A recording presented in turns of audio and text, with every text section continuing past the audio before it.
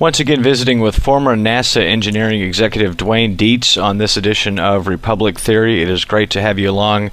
I'm Dallas Andrews along with Warren Dyson. We're discussing the events of September 11 and really honing in on Manhattan, as obviously we all remember what we were doing on that day. It's one of those things that you never truly forget.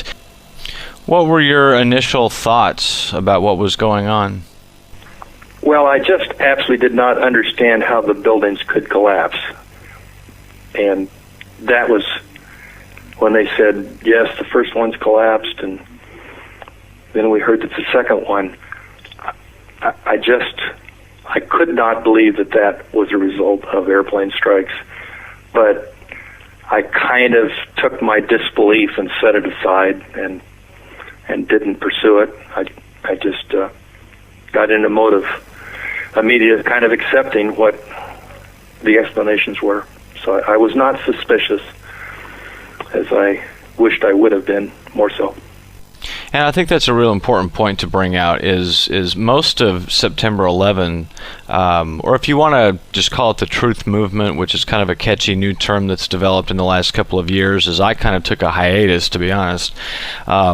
You have the accusations constantly being thrown about regarding conspiracy theorists, and frankly, I mean, I have some ideas as to what I think happened, but a conspiracy theory is exactly that. It's the idea that a group of people conspired to do something together, something often violent or political, but the theory part is where and correct me if I'm wrong, a theory is based on absolutely nothing. And in this case, we have volumes of circumstances that kind of shatter the theory part, do we not? I think that's true.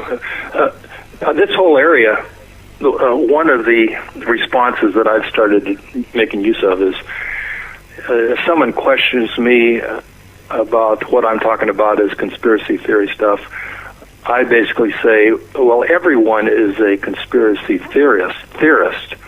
It's just that the majority of people have picked the official theory as the conspiracy that they believe in, because it's obviously a conspiracy. In other words, there were multiple people that carried that off, whether they were terrorists out of Afghanistan or some other groups. It had to have been a conspiracy, and so everyone believes that it was a conspiracy of some sort.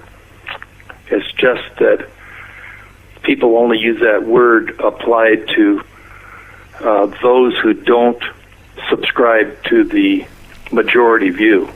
And I think we can probably point towards our mainstream press or media, if you want to call it that, for much of that, because it's really true. I mean, is it not your opinion that we've been, at least the attempt has been made and is made to this very day to condition the public as far as what they think, not so much about 9/11, but about people who question what the government tells me, or which soft drink you like best? Yeah, I'm more and more seeing that is true. It becomes more and more depressing to see it, but yes, I see that as a pattern that persists. So talk about some of your work with AE 9/11 Truth, or the Architects and Engineers for 9/11 Truth. As Warren mentioned earlier, might not have been on the air yet, but we had Ted Muga on the show last week, and I understand he has extensive involvement with the group. Give us your take on things there. Well, I'm very heavily involved. I'm the head of what they call the writing team. The writing team, one thing it does is it puts out a monthly newsletter, e-newsletter, so it's web-based. We also attempt to get letters into general publications. So we have a number of volunteers who are writers, and I'm responsible for getting our team working efficiently and getting the articles into use.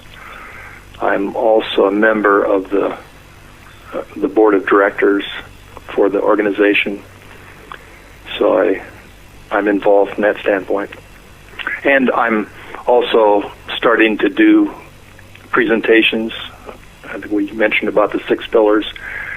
So that is another arm of architects and engineers for 9/11 Truth, is trying to develop more speakers to be out presenting the material, and not just have Richard Gage, who is the founder, an architect from the Bay Area, San Francisco Bay Area, of 20 years, a member of American Institute of Architects. So he's been the primary person that's been out making these presentations, over 100 now, and we're trying to get more and more people also speaking, and so I'm one of those as well.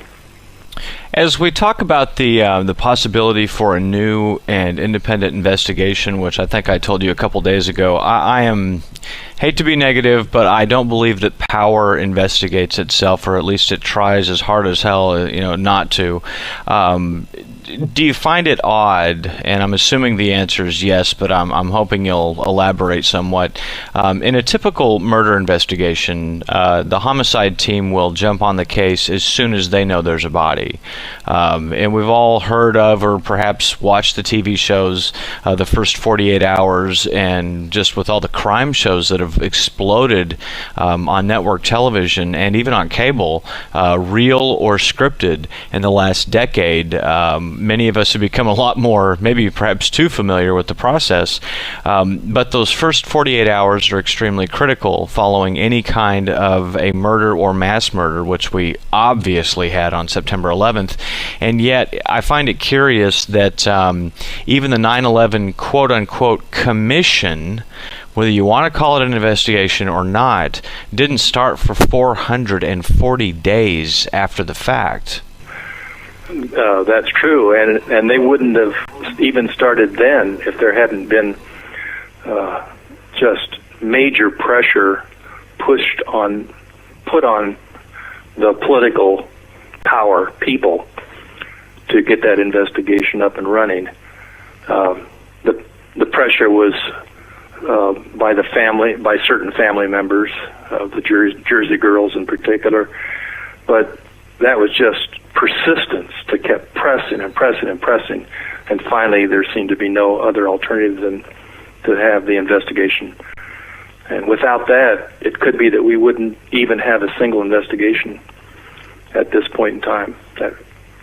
I don't know whether that would have been good or bad, because the investigation itself certainly didn't come up with very much.